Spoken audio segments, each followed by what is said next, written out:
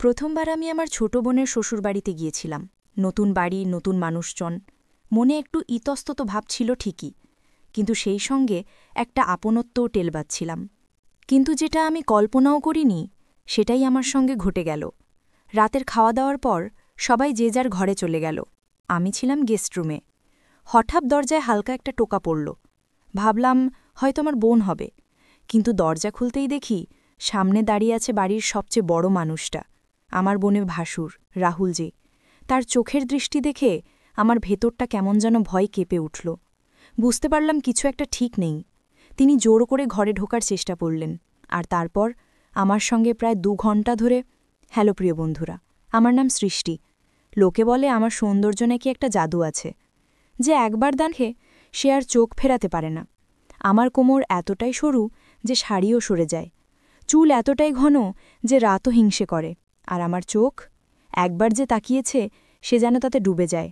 আমার হাসি এমন যে পাথরও গলে মোম হয়ে যায়, আর আমার চলনে এমন এক মাদকতা যে বড় বড় মানুষেরও হুঁশ উড়ে যায়। কিন্তু এই গল্প আমার সৌন্দর্যের নয়, এই গল্প সেই ছায়ার, যেটা আমার বোনের বিয়েতে আমার দিকে এগিয়ে এসেছিল। আর তারপর এমন এক ঝড় উঠল যে আমার জীবনটাই বদলে গেল। কিছুদিন আগে আমার ছোট বোনের বিয়ে হলো। বাড়িতে হৈহুল্লোড়, হাসি, আনন্দ, আত্মীয়দের ভিড়ে একেবারে মেতে উঠেছিল সবাই। আমিও বিয়ের সেই রঙে ডুবেছিলাম, কিন্তু বারবার আমার চোখ যাচ্ছিল একজনের দিকে। তিনি ছিলেন করণ সিনহা, আমার বোনের জা। অবসরপ্রাপ্ত সেনা অফিসার, বয়স হবে বোধহয় 48, কিন্তু শরীর এমন যে যুবকরাও লজ্জা পাবে। লম্বা কাঠামো, চওড়া বুক, আর চোখে এমন গভীর ঝিলিক যে একবার ফাঁসলে আর বেরোনো যায় না। বিয়ের হট্টগোলে তিনি বারবার আমার সঙ্গে ধাক্কা খাচ্ছিলেন, কখনো ইচ্ছে করে, কখনো অজুহাতে। তার হাসিতে কি যেন একটা ছিল যেটা আমার মনে অদ্ভুত একটা ঢেউ তুলছিল। প্রথমে আমি পাত্তা দিইনি, কিন্তু ধীরে ধীরে তার কথাগুলো আমার মনকে খোঁচা দিতে শুরু করল। কখনো আমার শাড়ির প্রশংসা, কখনো আমার হাসি দেখে গভীর নিঃশ্বাস, কখনো এমন কথা যা সরাসরি না হলেও অনেক কিছু বলে যেত। আমি চুপ করে থাকতাম, কারণ বিয়ের মুহূর্ত ছিল, কিন্তু মনে মনে একটা অদ্ভুত ভয় জন্ম নিচ্ছিল। বিয়ে শেষ হলো, বোন বিদায় নিল, আমিও বাড়ি ফিরে এলাম। সবাই নিজের কাজে ব্যস্ত হয়ে পড়ল, কিন্তু আমার মনে কেমন যেন একটা অস্থিরতা। নিজেই বুঝতে পারছিলাম না কেন তার কথা এত ভাবছি। এটা কি কেবলই একটা কাকতালীয় ঘটনা, নাকি আরও কিছু? কিন্তু তারপর এমন কিছু ঘটল যেটা আমার সব প্রশ্নের উত্তর দিয়ে দিল। একদিন সকালে আমার স্বামীর ফোনে রাহুলজির কল এলো। খুব উৎসাহের সঙ্গে বললেন, কাল আমরা বারাণসী ঘুরতে যাচ্ছি, তোমাদের দুজনকেও সঙ্গে যেতে হবে।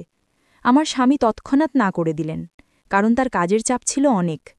ছুটি নেওয়া তার পক্ষে অসম্ভব ছিল। কিন্তু রাহুলজি এতবার জোর দিয়ে বললেন যে শেষমেশ আমার স্বামী আমাকে যাবার অনুমতি দিয়ে দিলেন। স্বামী যখন আমাকে এটা বললেন, আমি একটু দ্বিধায় পড়ে গেলাম। তার বিনা কোথাও যেতে আমার মন চাইছিল না।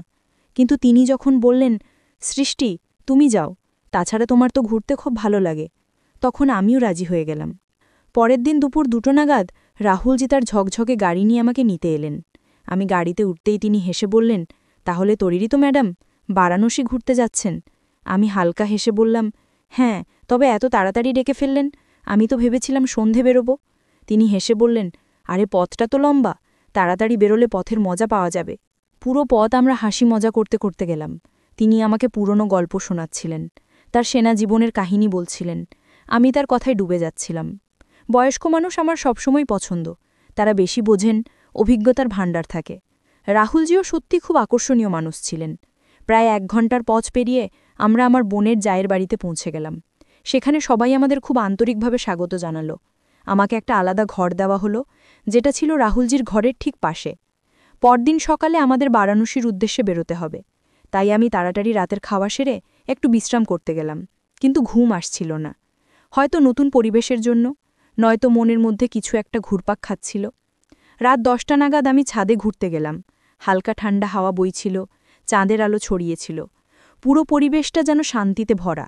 আমি নিজের ভাবনায় ডুবেছিলাম। হঠাৎ পেছন থেকে একটা আওয়াজ এলো, সৃষ্টিজি, এত রাতে একা ছাদে কি করছেন? চমকে পেছন ফিরে দেখি রাহুলজি দাঁড়িয়ে, তার মুখে সেই চেনা হালকা হাসি, চোখে সেই পরিচিত ঝিলিক।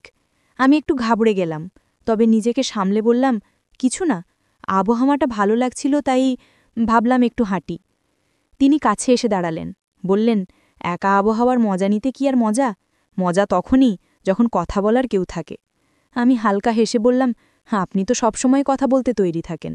তিনি হেসে বললেন, আরে আপনার সঙ্গে কথা বলতে ভালো লাগে, আপনি খুব বোঝদার আর শালীন, আজকাল এমন মানুষ কম পাওয়া যায়। তার কথায় মিষ্টত্ব ছিল, যেটা আমার ভেতর গিয়ে ঠেকছিল। হয়তো তার বয়সের জন্য, নয়তো তার অভিজ্ঞতার কারণে। হঠাৎ তিনি বলে উঠলেন, আপনার স্বামী খুব ভাগ্যবান, এত সুন্দর আর বুদ্ধিমতী স্ত্রী পেয়েছেন। আমি তৎক্ষণাৎ কথা থামিয়ে বললাম, রাহুলজি, এমন কথা বলবেন না, আপনি তো জানেন আমাদের একটা সম্পর্ক আছে। তিনি হেসে মাথা নাড়ে বললেন, হ্যাঁ জানি, আমি শুধু একটা কথা বলছিলাম, কখনো কখনো মানুষ মনের কথা কাউকে বলতে পারে না, কিন্তু মন চায় কেউ একজন থাকুক যার কাছে মন খুলে বলা যায়। তার কথায় কি যেন একটা ছিল, যেটা আমাকে পুরোপুরি অস্বস্তিতে ফেলতে পারছিল না। হয়তো কারণ তিনি আমার শ্বশুর নন, আমার বোনের যা, একটু দূরত্বের সম্পর্ক, কিন্তু তার চোখের আপনত্বটা কোথাও একটা আমাকে ছুঁয়ে যাচ্ছিল। আমরা দুজন ছাদের কার্নিশে হেলান দিয়ে দাঁড়িয়ে রইলাম। তিনি আকাশের দিকে তাকিয়ে বললেন, সৃষ্টিজি, কখনো কি মনে হয়েছে, যখন একজন মানুষ জীবনের এমন একটা পর্যায়ে থাকে যেখানে সব কিছু কাছে থাকে তবুও মনটা খালি মনে হয়? আমি চুপ করে রইলাম, কি উত্তর দেব। কিছুক্ষণ নীরবতার পর তিনি নিজেই কথা বদলে ফেললেন, বললেন, কালকের যাত্রার জন্য কিছু তৈরি করেছেন? বারাণসীতে দেখার মতো অনেক কিছু আছে। আমি মাথা নেড়ে বললাম, হ্যাঁ, একটু আধটু জিনিস বুঝিয়ে নিয়েছি, তেমন কিছু লাগবে না। তিনি হেসে বললেন, আপনার মতো সাদাসিধে মানুষই সবচেয়ে সুন্দর। আমি শুধু হালকা হাসলাম, কিন্তু মনের ভেতর কিছু একটা চলতে শুরু করল। তার কথাগুলো আমার কাছে স্বাভাবিক মনে হচ্ছিল না। হয়তো তিনি বেশি কিছু বলে ফেলেছিলেন, নয়তো আমার মনই বেশি ভাবছিল। তারপর অনেকক্ষণ আমরা ছাদে হাঁটলাম। এরপর নিচে গিয়ে সবাই মিলে খাওয়া দাওয়া করে নিজের ঘরে ঘুমোতে গেলাম। ভোর 4টে নাগাদ আমরা বারাণসীর উদ্দেশ্যে বেরিয়ে পড়লাম। আমরা মোট 8 জন ছিলাম, 5 জন মহিলা আর 3 জন পুরুষ। গাড়ি চালাচ্ছিলেন আমার বোনের স্বামী, তার পাশে বসেছিলেন আরেকজন। মাঝের সিটে আমার বোন আর 3 জন মহিলা, আর সবচেয়ে পেছনের সিটে ছিলাম শুধু আমি আর রাহুলজি। পরিবেশে কেমন যেন একটা কাছাকাছি ভাব। তখন রাহুলজি হালকা হেসে বললেন, সকালে ওঠায় কি কোনো অসুবিধে হয়নি? আমি মাথা নেড়ে বললাম, না, তাছাড়া সফরে তাড়াতাড়ি ওঠা আমার ভালো লাগে। তিনি ধীরে বললেন, আর আমার সঙ্গে সফর করতে কেমন লাগছে? আমি একটু অস্বস্তিতে পড়ে গেলাম। তবু হেসে বললাম, ভালো, আপনার মতো শান্ত আর বোঝদার মানুষের সঙ্গে সফরে কিছু শেখার থাকে। তিনি আমার দিকে তাকালেন, তার চোখে একটা গভীরতা ছিল, যেন কিছু বলতে চাইছে। তারপর বললেন, সৃষ্টিজি, মাঝে মাঝে মনে হয় কিছু মানুষ আমাদের জীবনে কোনো কারণ ছাড়াই এসে যায়, কিন্তু থেকে যায় চিরকালের জন্য। আমি চুপ করে রইলাম, উত্তর দেওয়া কঠিন মনে হচ্ছিল। সামনে থেকে আসা ঠান্ডা হাওয়া আমার চুল নিয়ে খেলছিল।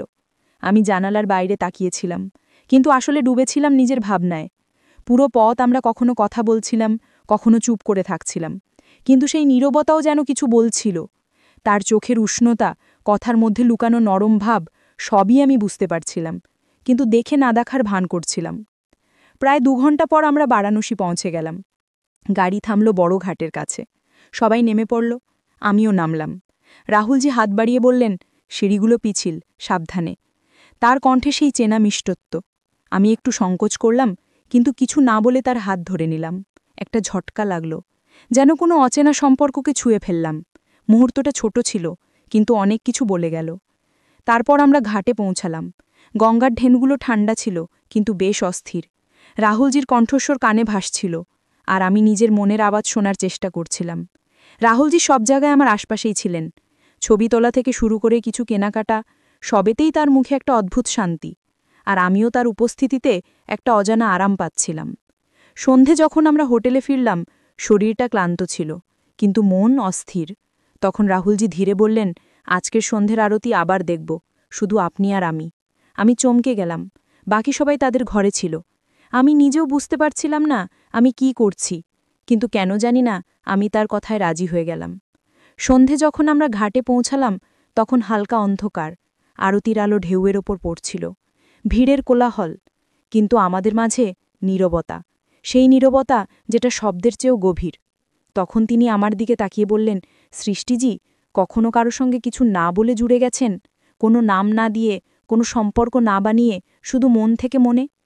আমি কিছু বললাম না, শুধু গঙ্গার ঢেউয়ের দিকে তাকিয়ে রইলাম। কিন্তু সত্যি বলতে আমার ভেতরেও কিছু বইতে শুরু করেছিল, সেই গঙ্গার ঢেউয়ের মতোই। রাতের নিঃশব্দতা গাঢ় ছিল। হোটেলের সব ঘরের দরজা বন্ধ, কিন্তু আমার মনের জানলাগুলো খোলা, ঠিক গঙ্গার সেই তীরের মতোই, যেখানে দিনভর ভিড় থাকে আর রাত হলেই নিঃসঙ্গতা এসে পাশে বসে।